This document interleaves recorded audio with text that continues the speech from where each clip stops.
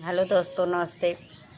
देखिए, इतनी समय तो इतना काम एक व्यवस्था है बाकी चैनल पे गीत नहीं पढ़ पावतिया। आप लोग के बीच में बहुत प्यारा सा कजरी गीत सुनाने चल रही हूँ। कुछ तबीयत नहीं सही है, यही गीत को सुनाती हूँ। चलो। गोरिया की